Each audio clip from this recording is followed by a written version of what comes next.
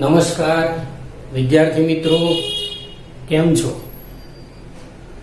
ધોરણ 11 સાયન્સમાં આવી ગયા. હવે યાદ રાખજો, સાયન્સ એટલું બધું અઘરું નથી કે તમે જેટલું વિચારો છો. હા, મહેનત જે નથી કરતા ને એમના માટે અઘરું છે, બાકી તો સાયન્સ એકદમ ઈઝી છે. જે રોજબરોજ આપણે ખાઈએ અને રોજબરોજનું પાચન કરીએ એના બદલે તમને એમ કીધું હોય કે 1 મહિનાનું ભેગું ખાઈ લો તો તમને ફાવશે ના. તો પછી સાયન્સમાં પણ એવું જ છે. રોજનું રોજ તૈયાર કરવું, એને બરોબર મઠારવું, એકનું એક ટાઈમ મળે તો વાંચ કરવું અને મજા લેવી. સાયન્સમાં જે મજા વગર ભણે છે ને એને નથી જ આવડતું. પરાણે ધક્કો માર્યો હોય કે કોઈક ભાઈબંધે કીધું હોય એવું નહીં. આપણને બરોબર અંદર ભણવાની મજા આવી જોઈએ અને એકી એક વસ્તુ ધીમે ધીમે 11માં શીખવી. કેમ કે નાનપણથી મોટા થઈએ એટલે ચાલતા ધીમે શીખીએ ને પછી દોડતા શીખીએ ને એ રીતે. એમ અત્યારે તમે સાયન્સના પહેલા પગથિયે છે. ધીમે આગળ વધશો તેમ તમને મજા આવશે. એટલે શરૂઆત ધીમે કરવી. બહુ મગજમાં એવું વિચારવું નહીં કે આ ન પાસ થયો ને હું પાસ થઈશ કે નહીં. આપણે પહેલો ટાર્ગેટ એ જ મૂકવું કે મને બધું જ આવડે. બસ મનમાં એવો વિશ્વાસ પહેલા પેદા કરી દેવો કે મને બધું જ આવડે છે ને મને બધું આવડશે, તો જ સાયન્સમાં આગળ વધાય. અને મિત્રો, સાયન્સ લીધું એનો અર્થ તમે પાસ કરી દેશો ખાલી તો પણ દુનિયાની બધા જ દરવાજા તમારા માટે ખુલ્લા થઈ જશે. આ વસ્તુ યાદ રાખજો. એટલે શરૂઆત કરીએ. 11 સાયન્સ, રસાયણ વિજ્ઞાન, ચિરાગ દવે મારું નામ. તમે તમારી નોટબુક આ તે એમાં બધી જ વસ્તુ નોંધ રાખશો એવી આશા સાથે શ્રી ગણેશ કરીએ. ધોરણ 11 સાયન્સ. મિત્રો, કેટલાક નામ, કેટલીક બાબતો બહુ તમે શીખી ગયા હશો. એવા જ થોડા નામ ને એવી બાબતો ને એવું કંઈક શીખીએ. દાખલા તરીકે તમે ક્યાંક સોડિયમ, પોટેશિયમ, આ તે એ બધું શીખ્યા હશો. તો પહેલા જ તમને એવો પ્રશ્ન પૂછવામાં આવે કે એલ્યુમિનિયમ ઓક્સાઇડનું સૂત્ર શું થાય, તો ઘણા એલ્યુમિનિયમનો Al અને ઓક્સાઇડનો O, તો AlO કે કેટલાક Al2O કે કેટલાકને એવું થાય કે વાંચ્યું હોય, હોશિયાર હોય તો Al2O3 જે સાચો જવાબ કહી દે. તો એલ્યુમિનિયમ ઓક્સાઇડ એટલે Al2O3 થાય. તો એવો પ્રશ્ન ના થાય મેગ્નેશિયમ ઓક્સાઇડનું સૂત્ર શું થશે, તો મેગ્નેશિયમ ઓક્સાઇડનું સૂત્ર તો MgO છે. તો એમાં કેમ Mg2O3 ના થયું? એલ્યુમિનિયમ ઓક્સાઇડમાં Al2O3 થયું. તો એની કેટલીક બેઝિક બાબતો શીખવાની. પહેલી જ અત્યારે આપણે ચેપ્ટર નહીં શીખતા. ચેપ્ટર તો 2-3 લેક્ચર પછી ચાલુ થશે આપણા. અત્યારે બેઝિક કેમિસ્ટ્રી, આ બેઝિક કેમિસ્ટ્રી છેક સુધી કામમાં આવશે. એટલે આ જો ના આવડે તો તમારે પહેલા આને રિફર કરવાનું, પછી જ કેમિસ્ટ્રી. પછી શું થશે કે નકરું ગોખવાનું થશે. જેટલું ગોખવાનું વધારે થશે ને એટલો રસ ઉડતો જશે. જ્યુસ, કેમિસ્ટ્રી જ્યુસનો વિષય. જ્યુસ એટલે રસ, એટલે જ્યુસ લેવો જરૂરી હંમેશા. તો પહેલો જ મુદ્દો, આજનો પહેલો ટોપિક, આપણે એક ટોપિક મસ્ત શીખીશું કે ભાઈ સૂત્રો કઈ રીતે. એલ્યુમિનિયમ ઓક્સાઇડનું સૂત્ર Al2O3, magnesium oxide MgO, iron oxide Fe2O3, આ બધા સૂત્રો કઈ રીતે બને છે. તમે ધોરણ 9-10માં કદાચ શીખી ગયા હશો, આવી ગયું હશે, પણ ફરીથી એકવાર તો એના માટે તમારે બે કોષ્ટકો તૈયાર કરવાના રહેશે. એ બે કોષ્ટકોની માહિતી આપણે પહેલા જોઈએ. બરાબર ધ્યાનથી તમારે આને નોટમાં ઉતારી લેવાના બરોબર અને રોજ રિફર કરવાનું. ઓકે, તો સ્ટાર્ટ. પહેલું કોષ્ટક ધન આયન. ધન આયન ના કોષ્ટક રહેશે. ધન આયન ખબર જ હશે તમને, આવું ના ખબર એવું ના બને. જેમ કે સોડિયમમાં આપણે નહીં Na ઉપર પ્લસ લખતા, Na પ્લસ તો એને ધન આયન કહેવાય, Cl માઇનસ તો એને ઋણ આયન કહેવાય. તો એ જ રીતે ધન આયન એનું કોષ્ટક જોઈએ, પછી ઋણ આયનનું કોષ્ટક જોઈશું, પછી બંનેનું કોમ્બિનેશન કરી તમને આજે સૂત્રો બનાવતા શીખવાડીશું. તો ધન આયનનું કોષ્ટક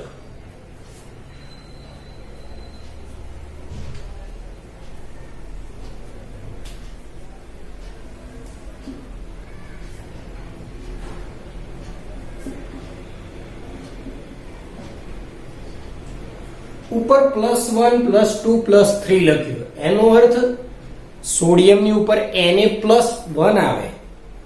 કદાચ યાદ હોય તો સોડિયમની તમે જૂની ઇલેક્ટ્રોન રચના યાદ કરો કે તમને સોડિયમ એટલે આવું હશે, Na, એની ઇલેક્ટ્રોન રચના 2 8 1. આ પણ આપણે શીખવાડીશું જ. આનો પણ વારો આવશે, પણ હાલ પૂરતું પાછળ એક તો એક ઇલેક્ટ્રોન ગુમાવે એટલે ધન આયન બને એવું તમે શીખી ગયા. પણ ફરી જ્યારે આવશે ત્યારે ફરી શીખીશું. હાલ પૂરતું તો કોષ્ટક આપણે યાદ રાખી લઈએ થોડું ઘણું, એટલે તમને એની માહિતી મળી જાય. ચલો તો શરૂઆત કરીએ. H+ હાઇડ્રોજન, Na+, Na ને કહેવાય sodium, K+ potassium, Li+ lithium. Sodium potassium ની તો જાણકારી હશે, લિથિયમ પણ સાંભળ્યું હશે, આ પણ સાંભળ્યું હશે. Cu+, આને કહેવાય તો કોપર, પણ Cu1+ વાળાને સ્પેશિયલ નામથી ઓળખાય છે ક્યુપ્રસ. એને કહેવાય છે ક્યુપ્રસ. કેમ કે આમાં આ રીતે બે રીતે આવશે. તમારે Cu વાળો અહીંયા પણ આવશે, Cu વાળો બીજે ક્યાંક પણ આવશે. Ag+ સિલ્વર, ચાંદી. અત્યારે તો સોનું ચાંદી જ છે, જે છે અત્યારે એના જ ભાવ વધારે છે. તો આ કેટલાક +1 વાળા લખ્યા. એવું નહીં, બીજા ઘણા +1 વાળા છે, જેથી આપણે જેમ જેમ કોર્સમાં આગળ વધીશું તમને નવા નવા મળતા જાય એમ તમારે નીચે લખતા જવાના. જગ્યા 5 લીટીની રાખવાની અને લખતા જવાના. 2+ વાળા કેટલાક જોઈએ. 2+ માં Be2+, beryllium, Mg2+, magnesium, Ca2+, calcium, Cu2+. હવે જો ફરીથી કોપર જ આવ્યું, પણ હવે ક્યુપ્રસ નહીં, હવે ક્યુપ્રિક કહેવાય. એને શું કહેવાશે? ક્યુપ્રિક. તો જો હવે આ બધી વસ્તુઓ નવી નવી આવતી જાય. Cu1+ તો ક્યુપ્રસ, Cu2+ તો ક્યુપ્રિક. પાછું આગળ વધીએ. Fe, આ પણ બહુ હેરાન કરે. Fe2+, Fe ને આયન કહેવાય, પણ Fe નું પાછું બીજું નામ થાય ફેરસ. તો આ રીતે 2+ વાળા તો ઘણા ઢગલો છે. ઝીંક છે, Zn2+, ઝીંક. તો એવા તો ઘણા છે, એટલે આના માટે બી જગ્યા રાખીશું. Mn મેંગેનીઝ આવશે, ઘણા બધા આવશે. ક્રોમિયમ આવે, તો એ તો બધા જ્યારે નવા નવા ટોપિકમાં ઉમેર, પણ જનરલી જે વપરાય છે, મોટે ભાગે વપરાય છે એ આ લખી દીધા. 3+ માં ખાસ વપરાતો હોય એવો એલ્યુમિનિયમ, Al3+ એલ્યુમિનિયમ. Fe ની વાત કરીએ, Fe2+ આયન હતો તો Fe3+ કહેવાય છે તો આયન જ, પણ એ વખતે એને ફેરિક બોલાય. તો આ કેટલાક અગત્યના નામ હતા. એ સિવાય બી Mn છે, Cr છે, કોબાલ્ટ છે, વગેરે વગેરે કેટલાય સંયોજનો છે. પણ જેમ જેમ આ થોડા અગત્યના તમને લખાયા, જેથી બેઝિક માહિતી મળી રહે કે ભાઈ કેલ્શિયમનું શું કરવું, કોપરનું શું કરવું, આયર્નનું શું કરવું, આ બધા બેઝિક આયનો છે. આ હતા તમારે ધન આયનો. એકવાર શાંતિથી જોઈ લો અને લખી લેજો.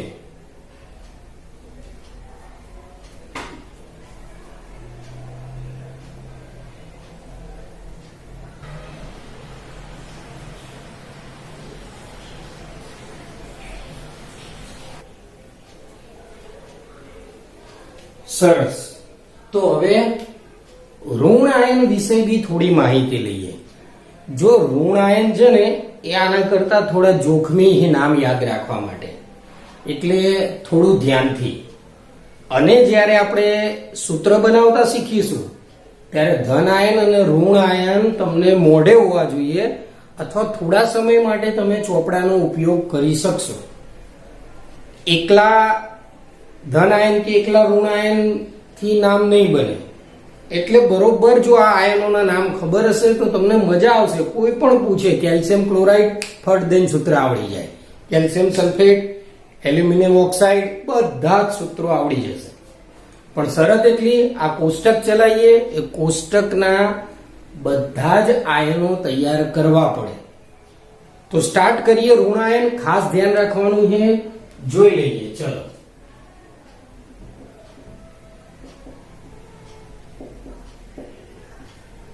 એમાં પણ આપણે 3 ભાગ પાડી દઈશું.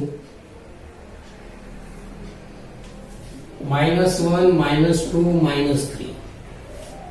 એમાં પહેલું X-. X ને શું કહેવાય? તો X ને કહેવાય હેલોજન. આને બોલાય હેલાઇડ બોલાય. હવે પાછો પ્રશ્ન એવો થાય કે હેલોજન તો ક્યાંય આવ્યું નહીં. X એટલે હેલોજન તો ક્યાંય આવ્યું જ નહીં, પણ આખો એક સમૂહ છે હેલોજનનો, જેને આ રીતે તૈયાર કરવામાં આવે છે. ફૂલો में कलियों में बहार आई. જો 4 એ 4 થઈ ગયા હેલોજનના. F એટલે ફ્લોરીન, Cl એટલે ક્લોરીન, Br એટલે બ્રોમીન અને I એટલે આયોડીન. તો ફૂલો में कलियों में बहार आई. તો વિચાર કરો, હવે જ્યારે ઉપયોગ કરવો હોય કેવી રીતે કરવાનો? F ક્યાંક આવે તો F ને ફ્લોરાઇડ બોલાય, Cl ને ક્લોરાઇડ બોલાય, Br ને બ્રોમાઇડ બોલાય અને I ને આયોડાઇડ બોલાય. તો આ થઈ ગયા તમારે હેલોજન. ચલો હવે જોઈએ OH-. OH- ને કહેવાય હાઇડ્રોક્સાઇડ. શું કહેવાશે? હાઇડ્રોક્સાઇડ. OH જેમ કે નહીં, તમે NaOH ક્યાંક જોયું હશે. Na એટલે સોડિયમ ને OH ને શું બોલીએ? હાઇડ્રોક્સાઇડ. તો સોડિયમ હાઇડ્રોક્સાઇડ. એ જ રીતે જો NO2-, NO3-, આને શું કહેવાય? આમાં ઘણા તકલીફ પડતી હોય છે. નાઇટ્રાઇટ. આને કહેવાય નાઇટ્રેટ. તો આ બંને ખાસ, નાઇટ્રાઇટ અને નાઇટ્રેટ. જો 3 વાળામાં 8 લાગે, આમાં 8 લાગશે. અને જોડે જોડે બીજું એક જોઈ લઈશું. આમાં 1 વાળામાં નહીં, પણ એના 3 નંબર વાળામાં N3-, જેને કહીશું નાઇટ્રાઇડ. જો ત્રણેયમાં ફરક છે, નાઇટ્રાઇટ, નાઇટ્રેટ અને નાઇટ્રાઇટ. તો આવા ત્રણ ની જોડીમાં આવશે. આ એક માઇનસ વાળામાં આવા મૂકે, બીજો એક મૂકી દઈએ, HCO3 માઇનસ, જેને બાયકાર્બોનેટ કહેવાય.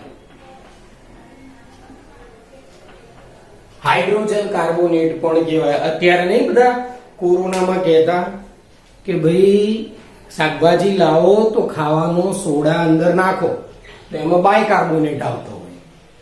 ચલો હવે ખાસ 2 નંબરનું સ્ટાર્ટ કરીએ. ઓક્સિજન 2 માઇનસ, ઓક્સિજનને બોલાવીશું તો ઓક્સાઇડ બોલાય. CO3 2 માઇનસ, આને શું બોલાય? તો આને કાર્બોનેટ બોલાય.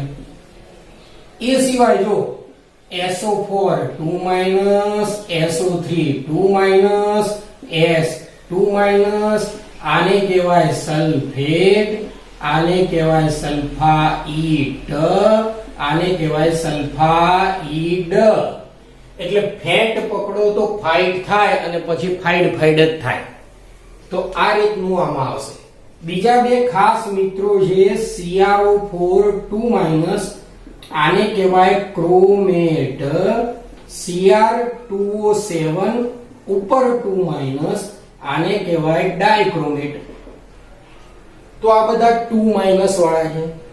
3 માઇનસ માં એક તો આવી ગયો. તમે વિચાર કરો, જો nitrate, sulphate, nitrite, sulphide, sulphide, nitride. હવે અહીંયા આવશે આના જેમ જ બરોબર, PO4 3 માઇનસ, PO3 3 માઇનસ અને P3 માઇનસ. નામનો અંદાજો લગાવો. સલ્ફેટ તો P આવ્યો એટલે થશે ફોસ્ફેટ, ફોસ્ફાઇડ, ફોસ્ફાઇડ. તો આ રીતે કેટલાક ઋણ આયનો બી ઘણા છે, કેટલાય ક્લોરેટ છે અને ઘણા બધા ડાયક્લોરેટ, બહુ બધા આવશે, પણ આ મુખ્ય કેટલાક લઈ લીધા. તો તમારું કામ આજનું ધન આયન અને ઋણ આયનનું કોષ્ટક બરોબર તૈયાર કરવું. જોઈ લો એકવાર ઋણ આયન અને લખી નાખજો વ્યવસ્થિત.